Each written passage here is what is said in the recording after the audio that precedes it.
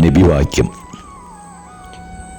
മലക്കുകൾ അഥവാ മാലാഖമാർ പ്രകാശത്തിൽ നിന്നും, ജിന്നുകൾ തീജ്വാലയിൽ നിന്നും, മനുഷ്യൻ സൃഷ്ടിക്കപ്പെട്ടത് നിങ്ങൾക്ക് വിശദീകരിക്കപ്പെട്ടതുപോലെ മണ്ണിൽ നിന്നുമാണ്.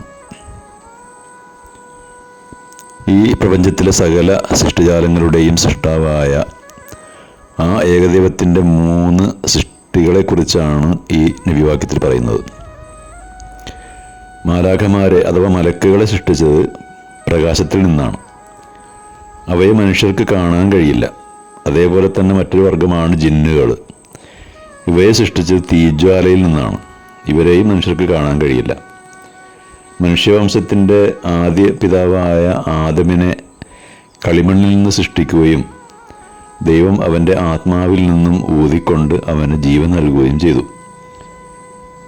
ശൈത്താന്മാർ, അതായത് പിശാചുക്കൾ, മനുഷ്യരുടെ ശത്രുക്കളാണ്.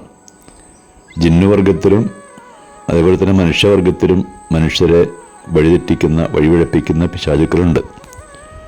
ബാഹ്യേന്ദ്രിയങ്ങൾ കൊണ്ട് ഗ്രഹിക്കാൻ കഴിയാത്ത കാര്യങ്ങളെ യുക്തി കൊണ്ടോ ശാസ്ത്രം കൊണ്ടോ മനസ്സിലാക്കുവാനും സ്ഥാപിക്കാനും സാധ്യമല്ല.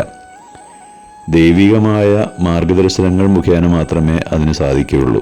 അതുകൊണ്ട് തന്നെ ദൈവം, പരലോകം, സ്വർഗം, നരകം, ആത്മാവ്, ജിന്ന്, മലക്ക്, പിശാച് അവയുമായി ബന്ധപ്പെട്ട കാര്യങ്ങളെക്കുറിച്ചൊക്കെ മനസ്സിലാക്കാൻ വിശുദ്ധ ഖുർആനും അതുപോലെ തന്നെ നബിവചനങ്ങളും മാത്രമേ അവലംബിക്കാൻ കഴിയുകയുള്ളൂ.